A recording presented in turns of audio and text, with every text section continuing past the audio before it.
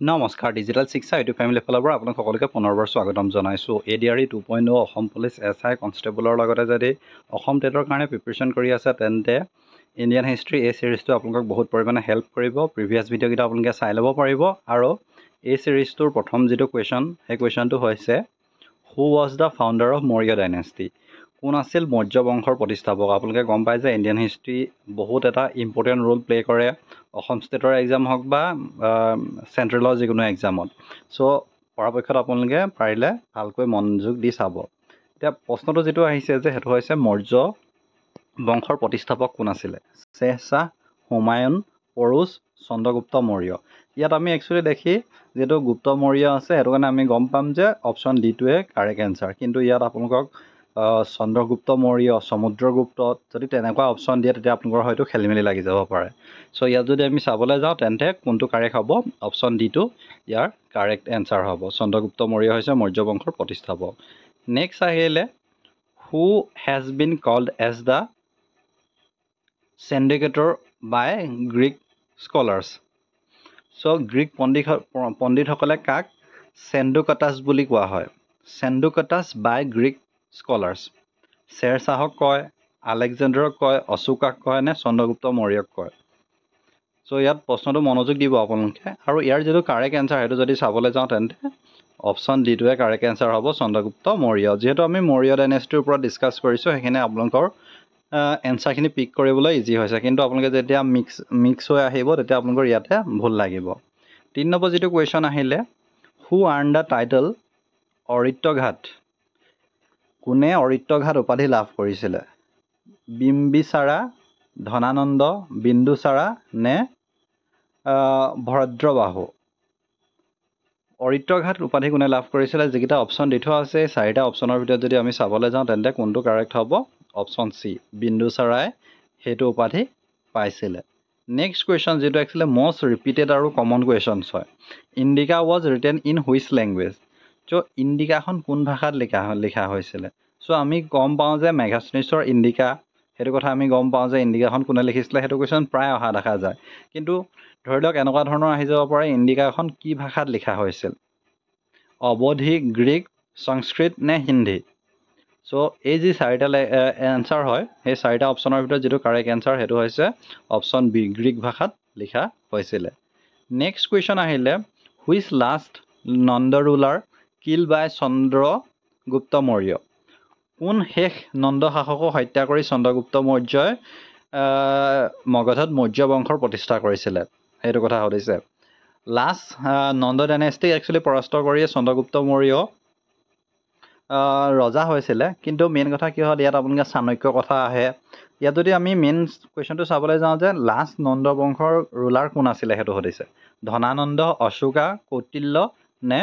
বাসুদেৱা আৰু ইয়াত যদি আমি চাবলৈ যাওঁ তেন্তে অপচন এ টো কাৰেক্ট এনসাৰ নন্দ বংশৰ শেষৰজন ৰজা ধনানন্দক পৰাস্ত কৰি পিনিয়ে মৌৰ্য বংশৰ প্ৰতিষ্ঠা কৰিছিলে নেক্সট কোৱেশ্চনটো আহিলে who said the word conquer the land between the two seas কোনে কৈছিল দুই সাগৰৰ মাজৰ দেশ জয় কৰক বুলি কোনে কৈছিল হেতু কথা হদিছে কনকুয়াৰ দা land between the two seize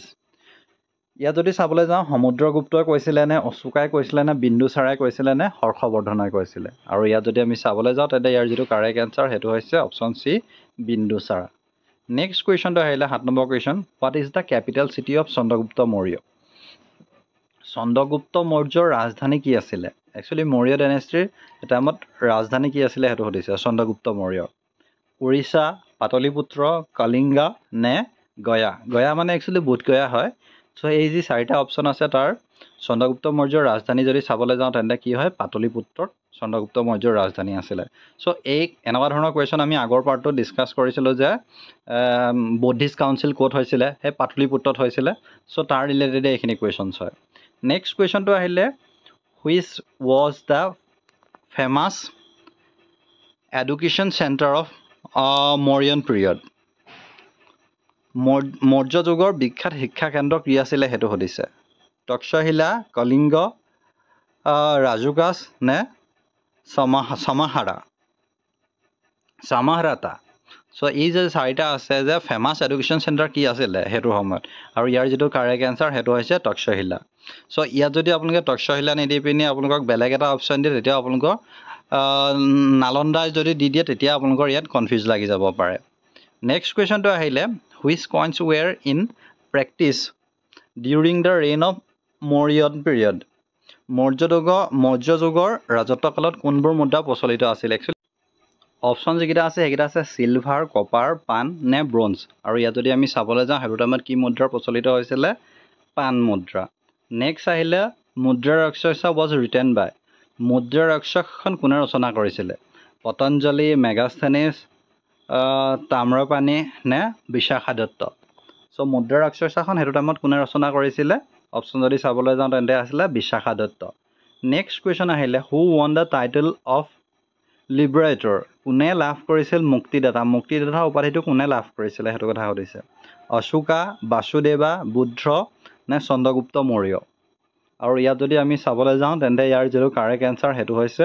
option D Chandragupta Maurya যিহেতু আমি মৌৰ্য ডাইনেষ্টিৰ ওপৰত ডিছকাছ কৰি আছোঁ সেইকাৰণে আপোনালোকৰ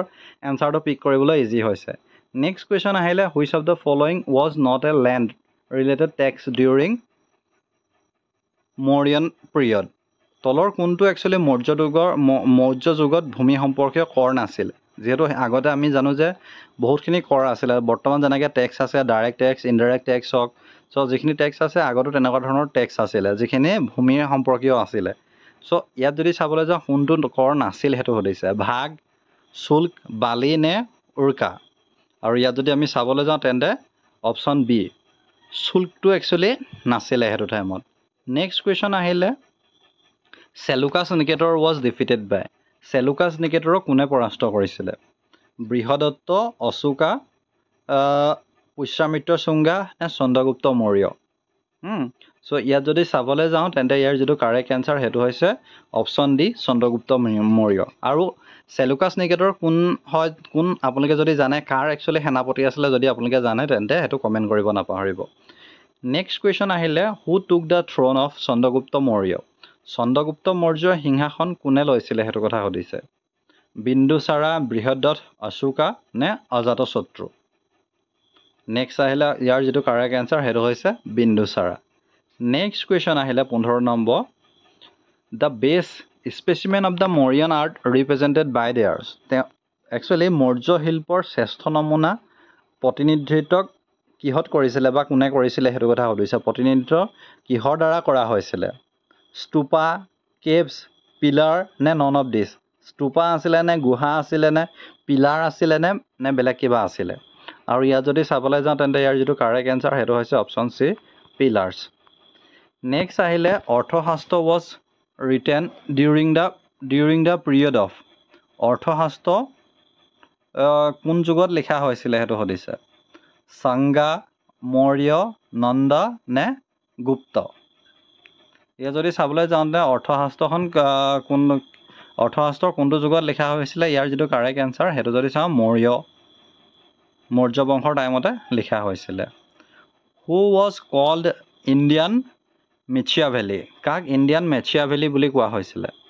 বিন্দুচাৰা চন্দ্ৰগুপ্ত মৌৰ্য অশোকা নে কৌটিল্য আৰু ইয়াত যদি আমি চাবলৈ যাওঁ গোটেই চাৰিটা অপশ্যনৰ ভিতৰত যিটো কাৰেক্ট এনচাৰ সেইটো হ'ব হৈছে কৌটিল্য নেক্সট কুৱেশ্যন আহিলে who among the following was not a part of the Mauryan dynasty তলত দিয়াসকলৰ ভিতৰত কোন মৌৰ্য বংশৰ নাছিল সেইটো সুধিছে বিন্দুচাৰা অশোকা বিম্বিচাৰা নে মৌৰ্য আৰু ইয়াত যদি আমি চাবলৈ যাওঁ কোনটো নাছিলে বিম্বিচাৰা নাছিলে নেক্সট 19 নম্বৰ কুৱেশ্যনটো আহিলে who is among the following is India's oldest dynasty তলৰ কোনটো ভাৰতৰ আটাইতকৈ পুৰণি বংশ গুপ্ত মৌৰ্য বৰ্ধমান নে চিচুঙ্গা ডাইনেষ্টি আৰু ইয়াত যদি চাবলৈ যাওঁ তেন্তে ইয়াৰ যিটো কাৰেক্ট এনচাৰ সেইটো হৈছে মৌৰ্য ডাইনেষ্টি নেক্সট কুৱেশ্যনটো আহিলে 20 নম্বৰ কুৱেশ্যনটো the Arthashastra of Kautilya is a কৌটিল্যৰ অৰ্থশাস্ত্ৰখন এখন কি হয় সেইটো কুৱেশ্যন আছে play about Chandragupta Maurya biography history of Chandragupta Maurya book of principles of government চ' ইয়াত যদি চাবলৈ যাওঁ একচুৱেলি কৌটিল্যৰ অৰ্থশাস্ত্ৰ এখন একচুৱেলি কি হয় ইকনমিক ৰিলেটেড হয় ৰাজ্য এখন কেনেকৈ পৰিচালনা কৰিব লাগে বা ৰাজ্য এখনৰ সৈন্যবিলাক বা একচুৱেলি ইকনমিক ষ্ট্ৰেটেজিজ আছিলে। চ' ইয়াত যদি চাবলৈ যাওঁ কোনটো কাৰেক্ট হয়, book of principles of government. Actually government বুলি এইকাৰণে দিছে যে কেনেকৈ এখন ৰাজ্য চলাব লাগে তাৰ ওপৰতে আছিলে। চ' এই পাৰ্টত এইকেইটা কুৱেশ্যনেই আছিলে। আশা কৰিছোঁ ভিডিঅ'টোৱে বহুত পৰিমাণে হেল্পফুল কৰিব। চেনেল যদি নতুনকৈ ভিজিট কৰিছে ছাবস্ক্ৰাইব কৰিব নাপাহৰিব আৰু ভিডিঅ'বোৰ ভাল পালে লাইক কৰিব, শ্বেয়াৰ কৰিব। ধন্যবাদ।